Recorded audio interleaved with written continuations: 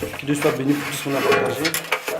Et aussi vraiment, ce que Dodo a dit, c'était vraiment, en ce moment, c'était vraiment ma pensée, enfin la pensée du Seigneur. Par rapport, il a dit, par rapport en fait à l'église, qu'on doit s'exercer. Chacun doit ramener sa pierre. Et comme je dis toujours, nous sommes des frères et sœurs, nous sommes des pierres vivantes. Et chacun rajoute. Il n'y a pas celui qui est plus qualifié que l'autre. Nous tous, on est pareils, mais que chacun a son domaine. Donc, quand Dodo disait, il y a la tête, il y a les pieds, etc., il y a le bras, mais chacun a sa spécialité. Parce que le pied n'est pas comme le bras. Même si le pied gêne, le pied prie, le pied ne peut jamais faire ce que le bras fait. Même si le bras il prie, il gêne, il fait des jeûnes de 40 jours, le bras restera toujours le bras, il sera, tu vois, il ne fera pas ce que l'œil fait. Même si l'œil aussi gêne, l'œil ne fera pas ce que l'oreille fait. Donc en gros, chacun, vous voyez, chacun a son domaine. Des fois, quand on prie, Seigneur, donne-moi la grâce, ou faire comme ce frère-là, en fait, c'est des fausses prières. Parce que si le frère est le pied, que toi tu es la tête, et enfin, non, la tête c'est Christ, que toi tu es le bras, tu ne peux jamais être le pied, parce que tu es le bras. Prie comme tu veux, gêne comme tu veux, mais tu ne seras jamais le bras ou le pied, tu vois. Donc chacun a sa grâce. Et comme Dodo a dit, vraiment c'est très important qu'entre nous-mêmes, on s'édifie, on apprend à, voilà, quoi, à s'exhorter. Et ce qu'il a dit vraiment par rapport au fondement, ça je suis tout à fait d'accord. Parce que quand on est en groupe, on est assemblé, en fait, les fondements sont très importants.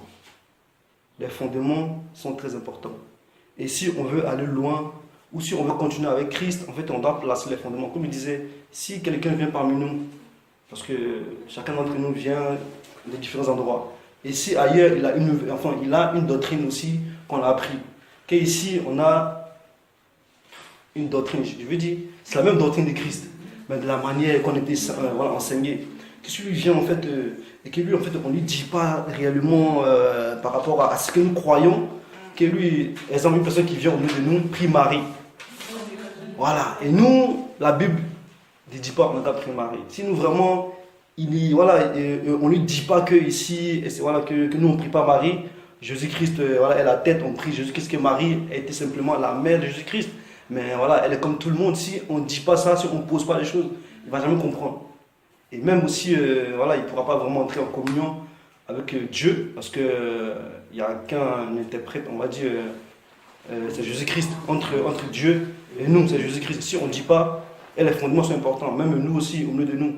Il y a d'autres qui sont venus, on était avec Pasteur Benito par rapport à l'enseignement, il y a d'autres personnes qui se sont rajoutées, et aussi par rapport aux doctrines. Je pense qu'on doit encore reparler et on doit poser vraiment les fondements par rapport aux doctrines. Et c'est très important. Et la doctrine, elle est beaucoup. Hein. Et il y a l'imposition des mains, il y a le baptême, il y a beaucoup de choses. Il y a la divinité de Christ, il y a tellement de choses qu'on doit reprendre à zéro et parler de tout ça. Et vraiment, Dieu m'a inspiré par rapport à ça. Et je vous rassure, je ne serai pas le seul comme Dodo disait. Voilà, on est un corps. Tantôt ça sera Guillaume, tantôt ça sera Dodo, même Francis, peu importe. Celui vraiment qui a reçu de Dieu par rapport à ça. On va s'édifier et puis voilà, on va vraiment se lancer dessus. Et puis si une personne se rajoute au milieu de nous, va comprendre que non, c'est comme ça que ça fonctionne. Amen. Et la semaine dernière, j'avais commencé un enseignement.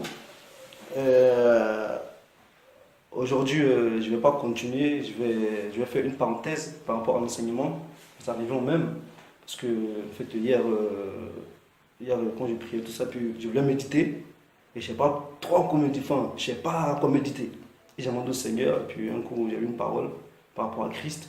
J'ai commencé à méditer et vraiment j'avais à cœur de donner ça parce que aussi c'est très important, aussi c'est une doctrine aussi biblique. Et en fait c'est la divinité de Christ. Et en fait je disais au Seigneur, c'est quoi en fait, est-ce qu'il y a un point fondamental en fait dans l'église qui est très important que tout enfant de Dieu doit connaître? Est-ce qu'il y a quelque chose, parce que bon on connaît tous, hein, ouais, il faut aimer Dieu, etc. Mais est-ce qu'il y a quelque chose vraiment qui est indispensable dans la vie d'un enfant de Dieu qui doit absolument comprendre et savoir? Et j'ai vraiment eu cette pensée, la divinité de Christ. Et je pense que chacun d'entre nous ici, on doit savoir qui est Jésus, sa divinité. Parce que d'autres personnes disent, comme Matthieu disait par rapport à quand Jésus-Christ était entouré des disciples, il les a posé la question, voilà, qui dites-vous qui je suis? D'autres disent que tu es un prophète, Il a dit que tu es apôtre, etc., etc. Et heureusement que Pierre était là. Il a dit que tu es le Fils de Dieu, etc. Donc, bien aimé, on doit savoir qui est Jésus. Jésus est Dieu. Et si on nous pose une question, pourquoi on dit cela? Bien aimé, on doit être à l'aise dans ce qu'on doit dire. Bibliquement, on doit prendre les versets, on doit vraiment prouver que Jésus est Dieu, selon la Bible, parce que nous croyons en la Bible. On ne croit pas d'autres de théologie, etc. Non, nous croyons en la Bible. Et bibliquement, on doit poser la doctrine que Jésus-Christ est Dieu. On doit expliquer aux gens, etc. Et nous, on doit être sûr dans notre cœur que Jésus-Christ est vraiment Dieu. Parce que si des fois, on croit que Jésus-Christ n'est pas Dieu, il est simplement fils de... Vous voyez un peu? Donc, et vraiment, on doit comprendre ces choses. Et Dieu va nous aider, alléluia, par rapport à ça. Donc, vraiment, j'avais à cœur par rapport à cette doctrine. Enfin, c'est une des doctrines vraiment de l'Église que chaque chrétien doit comprendre. Donc, la divinité de Jésus-Christ. Pourquoi Jésus-Christ est Dieu? Pourquoi nous disons que Jésus-Christ est Dieu?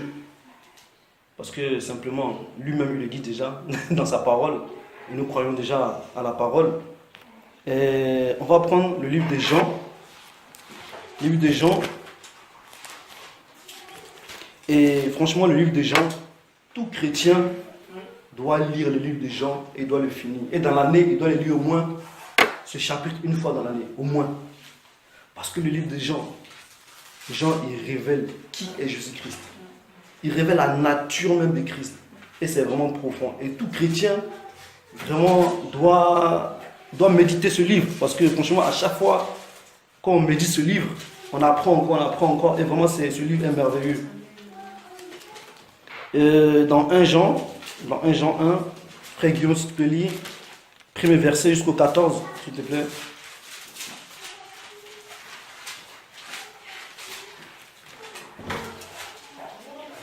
1 Jean 1, verset 1er. Non, pas 1 Jean, Jean 1. Jean 1. Luc, Jean, ouais. Jean 1. La parole déclare: au commencement était la parole, et la parole était avec Dieu. Et la parole était Dieu.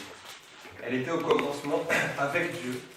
Tout a été fait par elle, et rien de ce qui a été fait n'a été fait sans elle.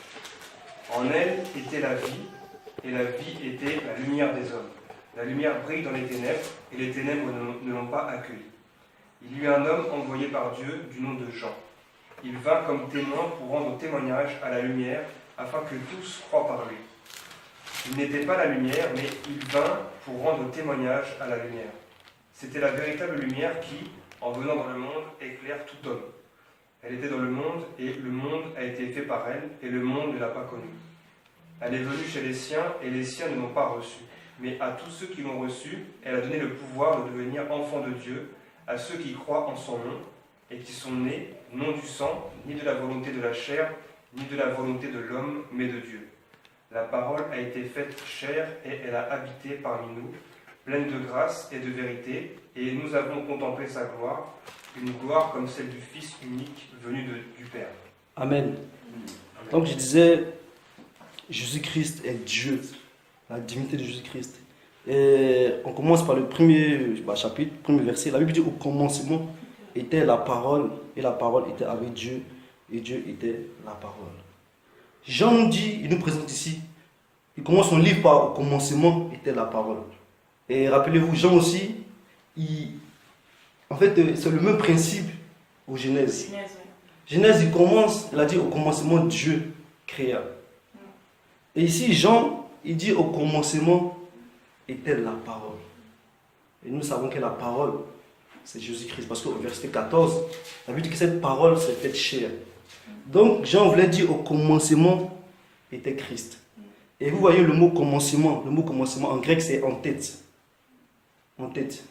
Et en tête veut dire le début. Début, premier. Donc, Jean voulait dire: au début, c'était Christ. Au commencement, c'était la parole. Donc, Jean voulait dire au monde entier, déjà, qu'en tête, au début, c'était Jésus-Christ. Donc, on sait que Dieu est l'alpha et l'oméga. Et Jésus-Christ, et Jean ne peut pas dire que Jésus-Christ est au commencement Donc, il voulait dire que Jésus-Christ est l'alpha. Amen, amen. Donc, il présente Jésus-Christ en tant que l'alpha, en tant qu'au commencement. Et aussi au commencement, aussi, il veut dire premier, d'abord, chef et principal. Au commencement, c'est quelque chose de principal, enfin, quelque chose qui commence par le principal. Donc, il veut dire au commencement, le principal de Dieu, le principe de Dieu, c'est la parole, c'est Jésus-Christ. Donc, déjà, Jean, il nous affirme que Jésus-Christ, déjà, est au commencement. Et la Bible dit, et la parole était avec Dieu. Donc, ici, on dit Jésus était avec Dieu. Donc, ça veut dire déjà, parce que le mot ici, là, avec, là, faites des recherches en hébreu, mais ça veut dire avec, il veut dire que était, vis-à-vis. Donc, ça veut dire que Jean, il dit Jésus-Christ était avec Dieu. Donc, ça veut dire qu'il diffère. Jésus-Christ est Dieu. Comprenez-moi. Jésus-Christ est Dieu. Mais Jean nous présente que Jésus-Christ n'est pas le Père. Parce que quand Jean parle de Dieu, il parle de Dieu, le Créateur des cieux et de la terre, de l'univers. Il parle du Père. Et on va continuer, vous allez voir, bien aimé. Parce qu'en fait, c'est cette doctrine, frère Dodo, c'est l'église, tu vois, il y a des diverses, voilà. D'autres disent que Jésus-Christ est le Père, d'autres disent que Jésus-Christ n'est pas le Père. Et moi, pour ma part, Jésus-Christ n'est pas le Père. Il est Dieu, mais il n'est pas le Père. Parce qu'à aucun moment dans la Bible, de Genèse à Apocalypse, il a ouvertement dit je suis le Père. Mais par contre, il dit je suis Dieu. Celui qui m'a vu a vu Dieu. Il se proclame en tant que Dieu. C'est pour ça que les Juifs l'ont lapidé. Ils ont dit pourquoi toi tu te prends pour Dieu? Parce que fils de Dieu veut dire Dieu, parce que Dieu n'a pas d'enfant. Donc eux, ils ont compris que quand Jésus-Christ disait fils de Dieu, il disait un autre thème, je suis Dieu en fait. Mais il n'a jamais dit je suis le Père. Je viens au nom du Père. Voilà, il touche. Il y a plusieurs passages, on peut citer, enfin c'est pas le but, mais en tout cas on peut citer, même tu prends Paul, à chaque fois quand il écrit des lettres, il a dit, voilà, le serviteur de Dieu, tu vois, il parle de Jésus-Christ, et après il parle le Père, du Père. À chaque fois il parle du Père. Il parle de Jésus-Christ, et puis il parle du Père. Donc il y a deux choses différentes. Jésus-Christ n'est pas le Père, mais Jésus-Christ est Dieu. Parce qu'il sort de Dieu. Mais il n'est pas le Père. Il a vraiment un Père qui est Dieu. Mais si on ne veut pas dire qu'au ciel, il y a trois, ou il y a deux. Non, il n'y a qu'un Dieu. En fait, on ne peut pas. Au ciel, il n'y a qu'un Dieu. C'est Dieu le Père. Mais en Dieu, il y a Jésus-Christ. Parce que des fois, il dit, je suis sorti du sang du Père. Je suis sorti du sang du Père. Il est sorti de Dieu. Mais il n'est pas le Père créateur. Et aussi, dans Genèse, quand il dit au commencement, Dieu créa. Les Hébreux disent que Dieu, c'est Elohim. Et Elohim, ils mettent pluriel. Pluriel. Donc en gros, eux-mêmes, ils disent qu'il n'y a qu'un seul Dieu. Et eux, ils mettent le pluriel. Donc, ça veut dire qu'il y a plusieurs dieux. Non. C'est qu'il y a un seul Dieu. En lui, il y a le Fils. Et aussi le Saint-Esprit. Mais c'est la même personne. C'est la même personne. Mais bien aimé, Jésus-Christ n'est pas le Père. Mais il est Dieu. On croit parce que nul n'est sauvé si ce n'est que le nom de Jésus. Et il n'y a que Jésus, il n'y a que Dieu qui peut sauver. Et Jésus-Christ, il sauve. Donc Jésus-Christ est Dieu, mais il n'est pas le Père. Je veux encore une parenthèse. Parce que dans la coutume hébraïque juive, en fait, le Père occupe une place très importante. Parce qu'avant, les Juifs, c'était le Père qui faisait le sacrifice. C'était le Père qui lisait, genre quand il y avait la nourriture, quand il y avait le sabbat, etc. C'était toujours le Père qui était en tête. C'était lui qui était là. C'était lui qui offrait les sacrifices, etc. Mais eux, en fait, ils considèrent beaucoup le Père. Et aussi, la notion de fils est très importante. Parce que souvent, le fils est égal au Père, chez eux, en fait. Quand le Père n'est pas là, c'est le fils. Et quand des fois, quand tu vois le fils dehors, c'est le Père, tu vois. En fait, tout est lié, en fait. Et eux, par rapport à leur coutume, ils mettent le Père. C'est pour ça que Jésus qui n'a jamais dit qu'il était le Père. Il n'a jamais dit ça. Il a dit que je suis le Fils. Et ils ont compris que quand tu as vu le Fils, tu as vu le Père. Parce que c'est pareil. Vous voyez? Parce que chez les Juifs, le Père, c'est comme le Fils. Parce que c'est l'héritier. C'est comme si, quand le Fils pose un acte, c'est automatiquement le Père vous voyez, qui est en jeu en fait. Donc Jésus-Christ, de la même manière qu'eux aussi ils ont compris cela. Et ils ont dit non, que lui là, c'est un homme. Et lui, se prend pour Dieu, tout ça. Non, que lui, c'est un blasphémateur, etc. On connaît la suite. Ils l'ont lapidé. Pas parce qu'il faisait des miracles. Pas parce qu'il faisait des prodiges. Non, c'est parce qu'il a déclaré qu'il était Dieu. C'est pour cela qu'ils l'ont lapidé. Et comme je disais, Jésus-Christ c'est Dieu parce qu'il était au commencement. Il était au commencement parce que il n'y a que Dieu qui est au commencement et qui est à la fin. Il n'y a que Dieu qui est l'alpha et l'oméga. Et on a vu encore que la parole était Jésus-Christ. Et la Bible dit, verset 2, elle était au commencement avec Dieu. Et on continue, on descend. Toute chose a été faite par elle. Et moi, ce qui m'intéresse, à partir du verset 14, la Bible dit, et la parole a été faite chair, et elle habitait parmi nous, pleine de grâce et de vérité. Et nous l'avons contemplé sa gloire. Une gloire comme la gloire du Fils unique venu du Père. Vous voyez? La Bible dit que la parole qui était Dieu, qui était Jésus-Christ, elle s'est faite chair. C'est pas Dieu le Père qui est venu faire chair. Non. C'est en fait, il a sorti Jésus. Moi, après, quand c'est là-bas, je dis que normalement que Dieu n'a quand même montré un peu le scénario. Tu vois? En fait, donc, vous voyez, Dieu l'a sorti Jésus-Christ de lui. Et l'a envoyé. Et il s'est fait chair. Et la Bible dit qu'il est venu parmi nous, en tant que Fils de Dieu. Même lui-même, il savait, c'est pour ça tout le temps, il disait, il est le Fils de Dieu, il est le Fils de Dieu, il est le Fils de Dieu, il n'a jamais été le Père. Donc c'est pour cela, bien aimé, restons dans la parole. Ce que Dieu n'a pas dit, ce que la parole n'a pas dit, il ne faut pas que... C'est pour ça la Bible dit que celui qui rajoute, ou celui qui enlève, il aura des comptes à rendre à Dieu. Parce que si Dieu lui-même, Jésus-Christ, qui est la vérité, qui disait toutes choses, il n'a pas dit qu'il est le Père, nous-mêmes ne faisons pas dire ce que Jésus-Christ n'a pas dit. Ah oui, il faut qu'on sache notre limite. Hein, frère Dodo? Il faut qu'on sache notre limite, parce qu'il ne faut pas dépasser, pour dire que nous sommes des connaisseurs, on a reçu une révélation, non, qu'on lit les courants, la Bible. Non, non, non, non. Il a dit il est le Père, il est le Fils, mais il n'a pas dit il est le Père. Donc, point bas, on s'arrête là. On ne va pas dans les histoires de ce qu'il n'a pas dit. Donc, moi, je vois les choses. Jésus-Christ est Dieu, mais il est le Fils. Et encore, Jésus-Christ aussi, il est le sauveur de l'humanité. Et dans Ésaïe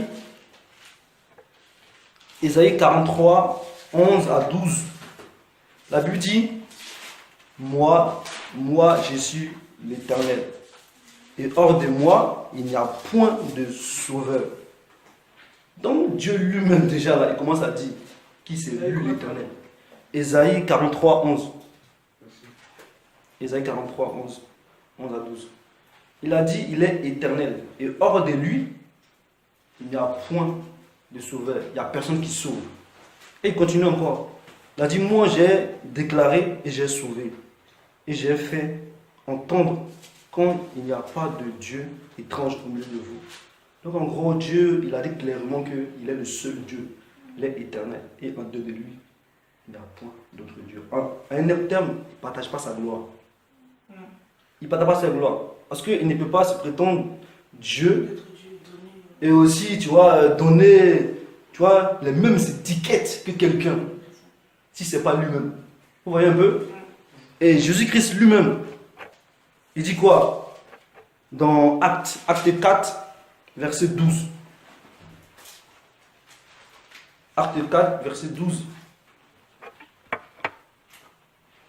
Acte 4, 12 dit... C'est bon? La Bible dit que il y a des saluts en aucun autre, car il n'y a sous le ciel aucun autre nom qui a été donné parmi les hommes, par lequel nous devons être sauvés, si ce n'est que le nom de Jésus-Christ. La Bible dit qu'il n'y a pas d'autre nom dans les cieux. Et même ni sous la terre, sur la terre, dans lequel nous sommes sauvés. Si ce n'est que le nom de Jésus-Christ. Et encore, on va aller plus loin. Dans le même acte 16-30, Guillaume, si tu es là, petit, s'il te plaît. Acte 16-30. Il les mena, acte 16-30, il les mena dehors et dit, Seigneur, que faut-il que je fasse pour être sauvé? Ils répondirent, crois au Seigneur Jésus-Christ et tu seras sauvé, toi et ta famille. Amen.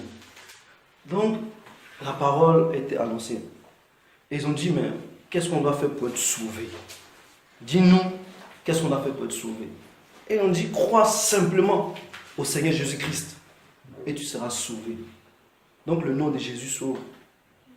Il n'y a que Jésus qui sauve. C'est pour ça que je dis, il n'y a aucun nom par lequel on peut être sauvé. Ni le nom d'Allah, ni Mohamed, ni ces noms bizarres. Il n'y a qu'un seul nom. C'est Jésus. Que Dieu a donné aux hommes pour être sauvés. C'est Jésus, c'est tout. Donc nous sommes sauvés par Jésus. Nous ne sommes pas sauvés par d'autres moyens, si ce n'est que le nom de Jésus. Et Romains 19 dit, je vais lire rapidement, Romains 19, au pire si c'est trop rapide, vous pouvez noter le passage.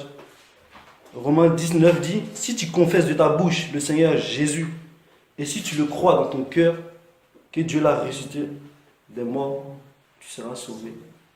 Dans la Bible, si tu crois au Seigneur Jésus-Christ, que tu confesses de ton cœur que Dieu l'a sauvé, qu'il était ressuscité, tu seras sauvé, toi et ta famille. Donc c'est en croyant à Dieu qu'on est sauvé. Pas par notre force, pas par notre moyen, pas par, par des, comme je disais tout à l'heure, pas par des marabouts, etc., autre nom que Mohamed, etc. Non, il n'y a que Jésus qui sauve. Et il n'y a pas d'autre nom que Dieu a donné. C'est pour ça qu'on dit que Mohamed est le dernier prophète que Dieu a envoyé. Non, Dieu lui-même dit qu'il n'y a aucun autre nom, si ce n'est que le nom de Jésus. Donc il n'y a pas encore un autre prophète qui est venu après Jésus, qui se prétend être le dernier prophète qui a reçu. Non, non, non, non. Dieu lui-même, il a clarifié les choses parce qu'il savait. Il a dit non, Jésus, il n'y a que lui. Il n'y a pas d'autre nom dans lequel on peut être sauvé, si ce n'est que le nom de Jésus-Christ. Il y a encore une autre chose qui est attribuée à Dieu, que Jésus lui-même il proclame haut et fort. Jésus-Christ est la résurrection. Il est la résurrection. Et la résurrection, c'est de la mort à la vie. Et nous savons tous que la mort est le dernier démon que Jésus-Christ a vaincu. Et avant que Jésus-Christ meure, la mort était très puissante. C'était vraiment le démon terrible que tout le monde avait peur.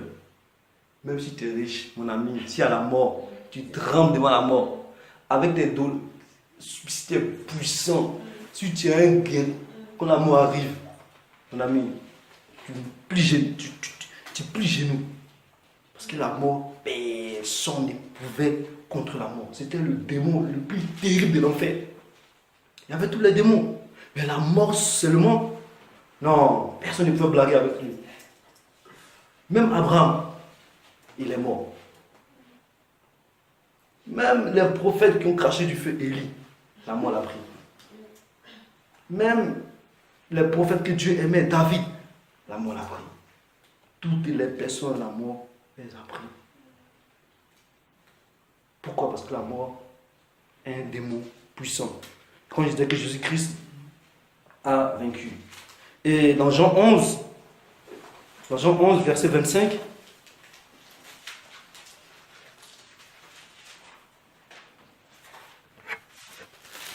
Jean 11, 25, si quelqu'un peut lire, vous tous sont participants. Jean 11, 25. Jésus lui dit, moi je suis la résurrection et la vie. Celui qui croit en moi vivra, quand même il sera mort.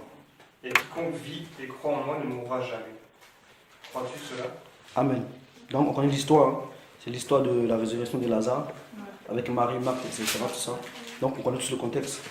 Et ici, Marthe dit à Jésus, dit à Jésus, on va prendre un peu plus loin vraiment pour comprendre, verset 24, même verset 20, la Bible dit, lorsque Marthe apprit que Jésus arrivait, elle alla au-devant de lui. Elle alla au-devant de lui. Tandis que Marie se tenait assis à la maison. Marthe dit à Jésus, Seigneur, si tu avais été ici, mon frère ne sera pas mort. Mais maintenant même, je sais que tout ce que tu dis, tout ce que tu demandes à Dieu, Dieu t'accordera. Jésus lui dit, ton frère ressuscitera. Je suis, lui répondit Marthe, qu'il résistera à la résurrection au dernier jour. Jésus lui dit, je suis la résurrection, la vie. Donc ici on voit l'histoire de Marthe et de Jésus. Lazare est mort. Marthe vient dire à Lazare, et vient dire à Jésus que Lazare est mort. Jésus-Christ dit que je sais, il va ressusciter. Elle dit, oui je sais qu'il va ressusciter à la résurrection. Parce que dans 1 Corinthiens, on nous parle de la résurrection des morts. Amen. On sait tous ce qu'est la résurrection des morts. Hein? Où les morts vont se réveiller au son de la trompette, etc. Donc, elle croyait en cela. Et Jésus-Christ dit que non, je suis la résurrection. Ça veut dire, Jésus-Christ, il est la résurrection aujourd'hui, là, en ce moment. Il est et aussi il sera. Il est la résurrection aujourd'hui car il ressuscite les morts. Si quelqu'un meurt, Jésus-Christ a la capacité de les ramener à la vie. Aujourd'hui, il a fait avant, aujourd'hui encore, il peut. Donc ça veut dire Jésus-Christ est la résurrection. Il peut redonner la vie à quelqu'un qui l'a perdu. Il peut ressusciter un mort. Il a cette capacité. Et aussi, il le fera aussi à la fin. Il le fera aussi où il va ressusciter les morts. La Bible dit qu'au son de la trompette, la Bible dit que les morts sont ressuscités. Et nous aussi, tu vois, les morts, d'abord eux, ils seront enlevés, ils partiront. Et nous ensuite, on sera ressuscités avec eux. Donc Jésus-Christ a cette capacité. C'est pour cela, bien aimé, si on meurt aujourd'hui, tranquille. Si on meurt aujourd'hui, on sait qu'on sera ressuscité. Donc la mort, ça n'a pas de... La mort, c'est pas un problème, mon ami. La mort même, il faut dire, je sais pas, souvent on dit qu'un chrétien meurt, il doit sourire. Non, il doit être tranquille. Quand un chrétien meurt, le visage serré, c'est qu'il ne sait pas où il va. Un chrétien doit être tranquille. On doit vivre, comme le frère disait, on ne doit pas vivre avec le stress du boulot, du stress de la vie. Oh non, j'ai pas de diplôme, je ne travaille pas, je ne suis pas marié, je n'ai pas de voiture, etc. On est stressé, ok, on a la vie en nous.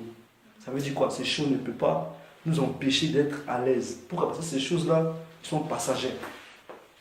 On va mourir. Mais le vrai souci, ça soit l'éternité. Il faut te rassurer que si tu meurs, au dernier jour, Jésus-Christ va te ressusciter. Alléluia. Parce que Jésus-Christ est la résurrection. Et il n'y a que Dieu qui peut avoir cette capacité, ce pouvoir de ressusciter quelqu'un. Parce que si tu n'es pas Dieu, tu ne peux pas ressusciter personne. Parce que c'est Dieu qui a la vie. Il est la vie. Donc Jésus-Christ aussi est la vie.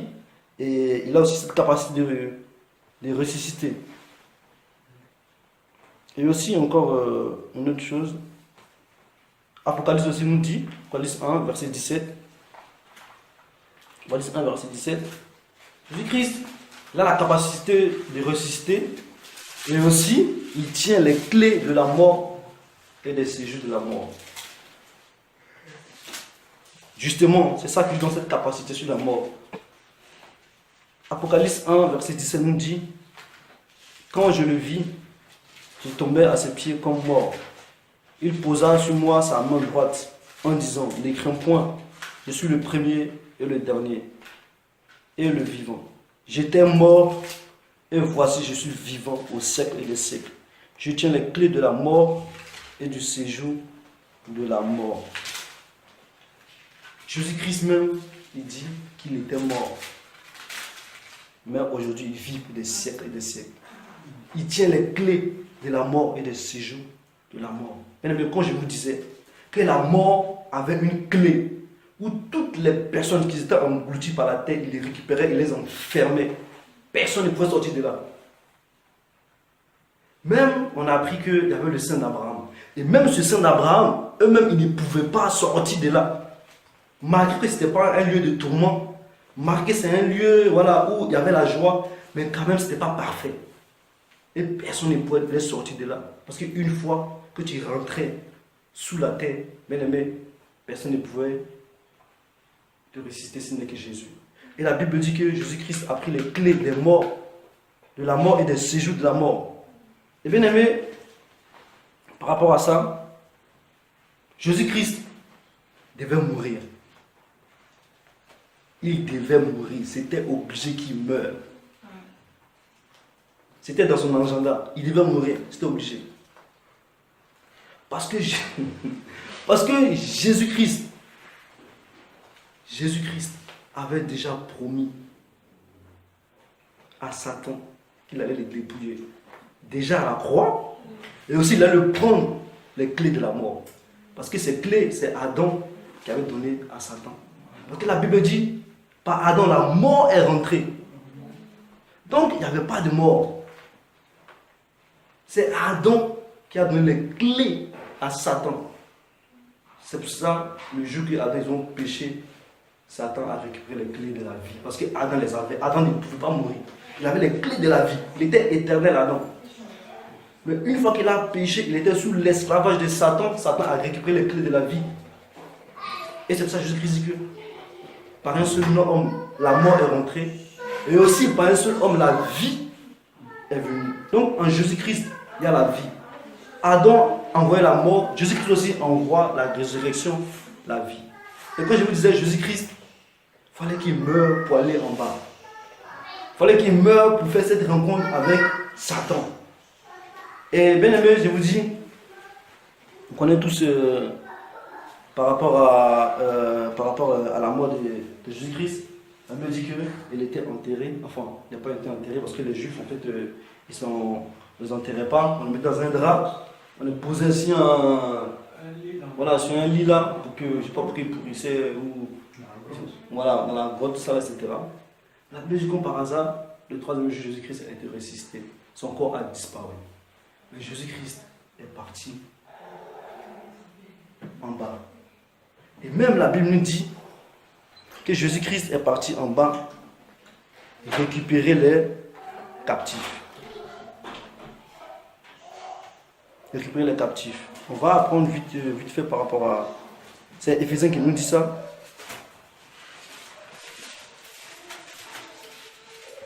Éphésiens 4, 8. Guillaume, tu peux lire ça rapidement, s'il te plaît. C'est pourquoi il est dit, il est monté dans les hauteurs, il a emmené les captifs, il a emmené des captifs et il a fait des dons aux hommes. Vas-y, continue encore. Or, que signifie il est monté, sinon qu'il est aussi descendu dans les régions inférieures de la terre. Celui qui est descendu, c'est le même qui est monté au-dessus de tous les cieux, afin de remplir toutes choses. Amen. Donc, Éphésiens nous dit ici, c'est pourquoi il est dit, étant monté en haut, il a emmené les captifs. Donc quand Jésus-Christ était descendu en bas, il a pris les captifs. Il a pris les Abraham, tout ça. Il a pris les Élie, il a pris tous les ancêtres, les Jacob, il les a pris, il les a emmenés en haut. Et la Bible dit, il a pris les captifs et il a fait des dons aux hommes. Or, que signifie il est monté? Sinon qu'il est aussi descendu dans les régions inférieures de la terre. Donc là, Jésus-Christ est descendu en bas. Et je vais raconter une histoire. Donc quand Jésus-Christ est descendu en bas, Satan était content. Parce que d'abord, quand Jésus-Christ était mort à la croix, Satan était content. Il y a eu même une fête même à l'enfer. Tout le monde était heureux. Parce qu'ils se sont dit qu'ils ont eu Dieu. Ils étaient contents. Non, parce que Satan savait que... Non, ils ont eu Dieu, ils étaient contents. Et Jésus-Christ est rentré là-bas dans la terre en tant que tout homme normal. Et un jour, 2 jours, il n'y a rien. Le 3e jour, quand il s'est levé, la Bible dit que l'Esprit de Dieu, qui était au commencement, qui a créé toutes choses, l'Esprit est parti dans la terre là-bas, a ressuscité Christ. Et quand il s'est levé, il respondait de gloire. Et quand il est parti, il y avait 2 gars du corps devant la prison. Il est parti, il a dit aux gars du corps. Et quand ils l'ont vu, ils ont commencé à trembler. Ils ont dit, et Satan dit, vous avez peur de quoi? Ils ont dit, il est là. Parce qu'ils ne disent pas son nom. Ils disent, il est là. Satan sort, il voit son maître. À genoux. Il s'est mis à genoux. Donne-moi la clé. Donne-moi la clé. Frère, il ne pouvait pas. Il a dit, chef, tiens la clé. Jésus qui s'appelle la clé. Il est parti. Crac, sort Élie. Crac, sort. Il a fait sortir tout le monde. Mais il fallait qu'il fasse ça, bien aimé. C'est un beau film. Il a pris la clé, bien aimé. Satan ne pouvait rien brancher. Il était à genoux lui-même. C'est pour ça que la Bible dit que Dieu lui a donné un nom au-dessus de tout. Tout genou fléchi dans les cieux. Sous la... Pourquoi les genoux sous la terre? Parce que Satan avait fléchi les genoux sous la terre là-bas. C'est pour dire que sous la terre, même il fléchit les genoux devant le nom de Jésus. Satan a donné les clés. Et Jésus-Christ est remonté maintenant avec la gloire. Bien aimé, Jésus-Christ, de la même manière qu'il est monté au ciel, il est monté comme ça en enfer. Bien aimé, l'enfer, c'était en bas. Mais quand il montait, bien aimé, l'enfer, c'est la terre. C'est pour ça que la Bible dit que la terre ne pouvait pas le compter. La terre ne pouvait pas le garder. Parce qu'il y a tellement une gloire si Dieu, la terre est obligée de... La terre s'est effondrée, a ouvert sa bouche. Et Jésus-Christ est sorti comme ça. Il est sorti. Il est sorti du tombeau, bien aimé. Et la Bible dit que quand il est sorti, il s'est révélé aux autres. C'est pour ça, Marthe, ils vont voir Jésus le troisième jour. Oh, Jésus a disparu. Mais Jésus est où? Jésus a disparu. Marthe a couru pour avec les apôtres. Ils arrivent. Oh, il arrive. Jésus est où? Jésus est où? Elle commence à pleurer. Oh, Jésus est où? La Bible dit que Jésus lui apparaît. Il dit, femme, pourquoi tu pleures? Il dit, ils ont volé mon maître. Mais je ne sais pas, ils l'ont mis où? Ils l'ont volé. Jésus-Christ l'a regardé. Il a dit, Marthe. Non, Marie. Marie, ouais. Il s'est retourné. Il a dit, Marie. Et Marie a dit, maître, la boue. Elle a reconnu direct. Elle a reconnu direct. Elle n'a pas reconnu parce qu'il était glorieux. Il était comme un ange. La Bible dit qu'il a commencé à se révéler à ses apôtres. Et il ne pouvait pas le toucher. Pourquoi? Parce qu'il n'était pas encore allé au ciel. Donc il était là avec eux. Il a mangé, etc., etc. Et après maintenant, il est parti encore au ciel, bien aimé. Des fois, j'aimerais voir comment il est parti. Il était arrêté là, bien aimé. Et il a commencé à s'élever. Aucune personne sur la terre, même un avion, même pour voler, il faut qu'il prenne de l'élan. Il faut qu'on mette des fusées. Mais lui, Jésus-Christ, normal comme ça, il commence à s'élever. Pourquoi? Parce que même là, il a commencé à monter.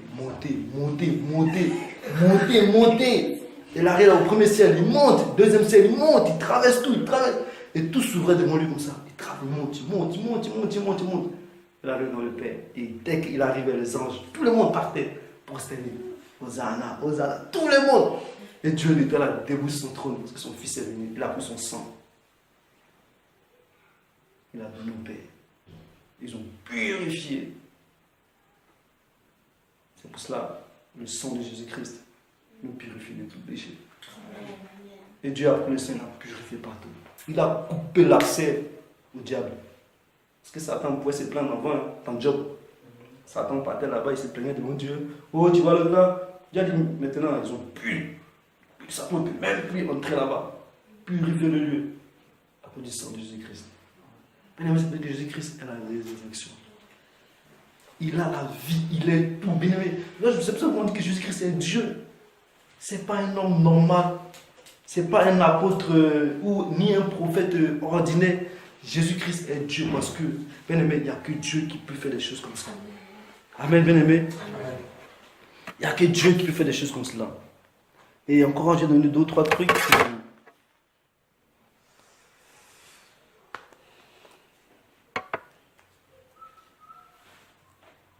Amen, bien aimé. Et aussi, Jésus-Christ aussi, il y a aussi le nom de Jésus-Christ. Parce que la Bible dit qu'il a reçu le nom au-dessus de tout autre nom, tout genou fléchi, toute langue qui confesse son nom. Jésus-Christ, il a reçu le nom au-dessus de tout nom. Bien aimé, bizarrement, quand Jésus-Christ était sur la terre, quand il s'appelait Jésus de Nazareth, Parce que le Christ, c'est sa divinité en fait. Parce que Jésus, c'était un nom ordinaire, mais le Christ, c'était sa divinité. Et quand Jésus-Christ marchait sur la terre, il était normal. Même on pourrait dire Jésus, Jésus, Jésus, Jésus. L'instant qu'il était mort, son nom, bien aimé, a été élevé au-dessus de tout autre nom. C'est pour ça quand tu dis Jésus aux démons, les démons commencent à bousculer les pères. C'est pour cela quand Jésus-Christ était venu dans le pays de Gadara. Bien aimé, la Bible dit que quand Jésus-Christ a pris le bateau, il est arrivé au lac. Dès qu'il est descendu, il a mis pied. Un démon, un fou. La Bible dit qu'on l'attachait, il était possédé de pas comme un démon. Il était attaché par des chaînes. Des fois même il les brisait. Tout le monde, bien aimé, il tétanisait tout le village. Mais le jour, la Bible dit que Jésus-Christ a déposé pied sur terre. Le fou là, il était. Jésus-Christ pourrait être ici, le fou pourrait être, je ne sais pas moi, à Meuvillers ou à Beaulieu. Le fou là, comme ça, on dit, mais il va faire quoi encore aujourd'hui? Il court, il traverse tout, mais je ne sais pas, même vraiment, je vois le scénario, il court, il court, il court, il court. Tout le monde le suivait. Il va où? Tout le monde le suivait. Il court, il court, il court, il court, il court. Il voit Jésus-Christ, il se prosterne devant Jésus. Même pas, Jésus qui n'a pas parlé, rien que sa présence. C'est pour ça que Jésus-Christ est Dieu. Rien que sa présence sur le monde bien-aimé fait fuir les démons. C'est pour ça, quand Jésus-Christ, quand on a reçu Jésus-Christ en nous, c'est pour ça que ça m'étonne qu'on peut avoir des liens de famille, on peut avoir des blocages, on peut avoir des démons. Mais comment ça se fait? Sur les démons qui étaient à au moins des kilomètres, a senti Jésus. Comment ça se fait que les démons, ils peuvent habiter avec nous? Attends, non, c'est qu'il y a un problème. Comment les démons peuvent habiter avec nous si Jésus-Christ est en nous? C'est qu'il y a un problème.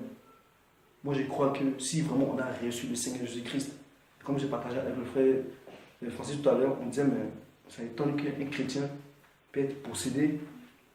Et on a compris qu'il peut, parce que c'est lui qui ouvre la porte. Quand Jésus-Christ vient en toi, vraiment, si tu l'as accepté dans ton cœur, il brise les liens. Il brise les liens. C'est pour ça qu'il dit à cette femme, même plusieurs miracles qu'il a fait, il a dit, va, il ne péche plus. Mais si il vient en toi réellement, qu'il a brisé tout réellement, que toi tu continues ta vie encore, tu ramènes encore les choses dans ta vie. C'est pas que Jésus-Christ n'a pas brisé, c'est que réellement il a brisé. Mais c'est toi en fait ta vie tu mènes après qui font que les démons reviennent encore. Ils reviennent encore. Et on voit les chrétiens, ils sont possédés. Des fois on dit, mais comment ça se fait qu'un chrétien peut être possédé? Mais c'est pas obligé, c'est que la personne a ouvert la porte. C'est pour ça que le démon est venu. Donc bien aimé, c'est pour ça qu'il dit que vraiment quand tu crains Dieu, quand tu aimes Jésus, vraiment, Jésus il est aussi puissant pour agir dans ta vie. La Bible dit que le nom de Jésus est au-dessus de tout autre nom. Et Marc 19, frère, prends vite fait, Marc 19, non 16. Marc 16 aussi nous dit,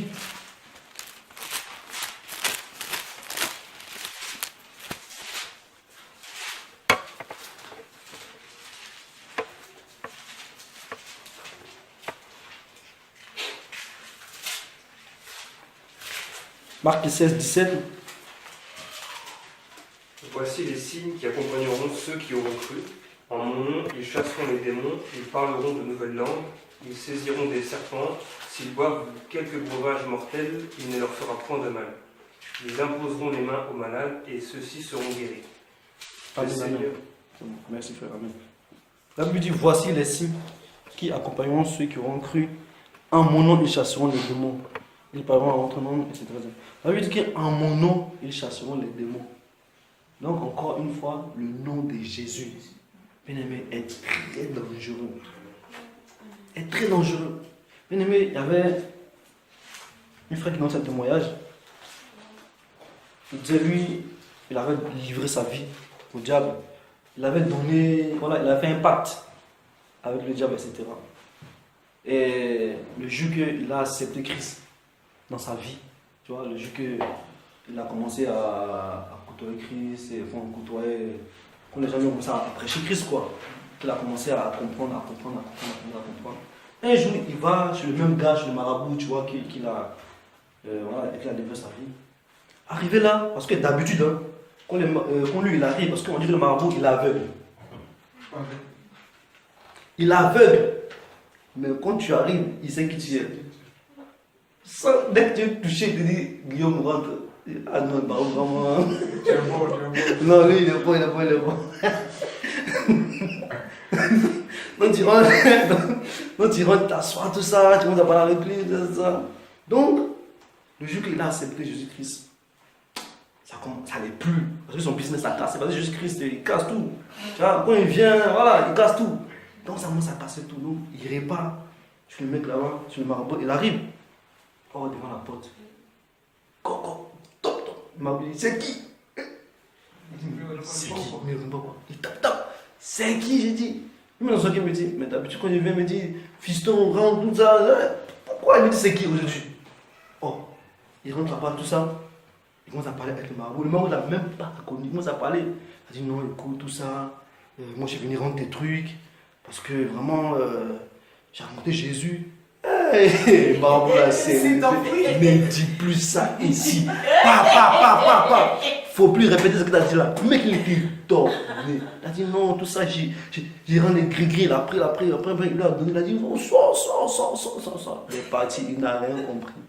Dès qu'il a dit Jésus, comme si ils l'ont dit. Ah, le mec a dit, il ne faut plus dire ça. Parce que là-bas, on l'appelle l'ancien des jours. Les autres, ils ne disent pas Jésus, ils disent l'ancien, ou ils disent. Voilà, non, ils ne disent pas Jésus. Le mec, il est sorti. Au début, il était étonné, mais après, il a su que vraiment le nom de Jésus. Donc, quand tu es en Jésus, Jésus-Christ, il brise les GPS. Parce que Satan, il pouvait partir. Lui, il vient. Et il va, il ne reconnaît plus le mec. Puisqu'il savait briser tous les GPS, le truc là. Quand tu dis que le nom de Jésus, bien-aimé, fait trembler les démons. C'est pour ça que Jésus-Christ c'est Dieu. Parce qu'il n'y a aucun nom bien-aimé qui fait trembler les démons. Même nous aussi, hein, des fois, on faisait des cauchemars, on était attaqué par des démons bizarres, là. Tu ne pouvais plus bouger, tu étais comme ça, dans ton cœur, tu dis, tu ne parles pas, il était là. Le démon, il t'entend, il te lâche, il est obligé, frère. Tu ne parles même pas, dans ton cœur déjà, tu es là. Il te lâche, frère. Il parle. Pourquoi? Le nom de Jésus, bien-aimé. C'est puissant. Mais c'est pour ça que quand le frère Guillaume travaille, on parlait tout à l'heure, ils ne sont pas stressés de la vie, quoi que ce soit. Bien aimé, on a Jésus. On a le nom le plus glorieux. Et Jésus, son nom est puissant. Et aussi une dernière chose qui se termine par là, la Bible dit qu'il est le chemin, la vérité et la vie. Bien aimé, il est le chemin. Parce que lui-même dit, nul ne peut aller au Père sans passer par moi. Ça veut dire qu'il est le carré. C'est-à-dire que tu ne peux pas aller au ciel. C'est pour ça les musulmans qui disent qu'il Allah au ciel. Non, ils n'iront nulle part. Parce que c'est Jésus-Christ qui emmène les gens au ciel. C'est lui le chemin. Ça veut dire en dehors de lui, il n'y a pas autre chemin. C'est pour ça qu'il dit je suis le. Il n'a pas dit les chemins. Il dit le chemin. Il est le chemin. Il a dit que nul ne peut aller au Père sans passer par moi. Non, bien aimé, tout passe par Jésus.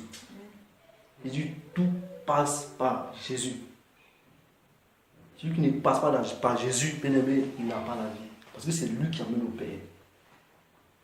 C'est pour cela on dit Jésus-Christ c'est Dieu.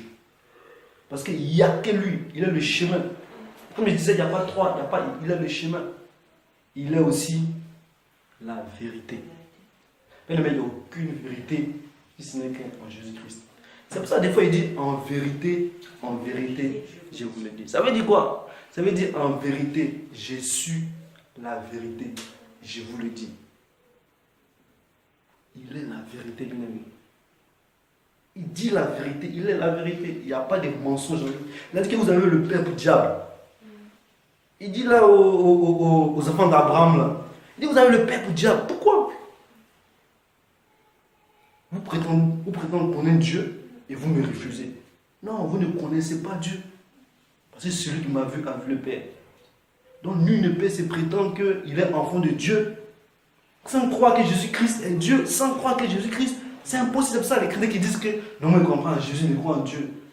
Tu ne peux pas. Parce que c'est la même manière que les Juifs aussi ils raisonnaient. Ils croyaient en Dieu sans croire en Jésus. Et Jésus a dit, vous là, vous êtes le père du diable. Parce que vous ne connaissez même pas le Père. Celui qui connaît le Père va me connaître. Donc Jésus-Christ, il est la vérité. Et je vous dis, il n'y a aucune vérité dans le monde, si ce n'est que Jésus-Christ. Il n'y a aucune vérité. Aucun homme ne tient la vérité. Il n'y a que Jésus-Christ et c'est en lui qu'il y a la vérité. Et aussi, il est la vie éternelle. Il donne la vie éternelle. Amen, bien aimé. C'est pour cela, vraiment ce matin, j'avais fait de partager cela. Qu'on comprenne que Jésus-Christ, il est Dieu. Quand nous prions Jésus-Christ. Parce qu'au début aussi, on avait compris cette histoire-là. On dit, oh non, Jésus-Christ, il est le Père, il est le Saint-Esprit. Il est tout en même temps mélangé. Il est sorti ici, tout ça. C'est pas possible. Jésus-Christ n'est pas le Père. Il est Dieu. Il n'est pas le Père. Parce que chacun a sa fonction. Il y a la fonction du Saint-Esprit. Il y a la fonction de Jésus-Christ. Et aussi la fonction de Dieu. Parce que Dieu, c'est le Créateur. Jésus-Christ, tout a été fait par lui et en lui. Là, Jean dit au commencement de la parole de Dieu. Et voilà, en elle était, enfin, tu vois, en elle était la vie. Et toutes choses ont été faites par elle. Et rien qui a été fait sans elle. Parce que tout a été fait par le Fils. Dieu, le Père, il crée. Et toute chose qu'il crée a été faite par le Père et par le Fils. Et maintenant, le Saint-Esprit, maintenant, il est en action. C'est-à-dire la Bible dit qu'au commencement, Dieu créa les cieux et la terre. Et l'Esprit de Dieu se mouvait. Maintenant, c'est le Saint-Esprit maintenant qui se met en action. Qui bouge, qui fait des... C'est en fait. Donc, ne mélangez pas les choses. Si Dieu lui-même il a fait ces choses, donnez-lui gloire. Ça vraiment bien me. C'est pour ça que je disais par rapport au fondement, des choses qui petit à petit, on va comprendre. Il y a tellement de choses à parler, à développer, tout ça. C'est pour ça aujourd'hui vraiment qu'il tenait vraiment à partager cela. Que Jésus-Christ était Dieu. Et on va se lever encore bien aimé. On va prier pour tout ce qu'on a partagé.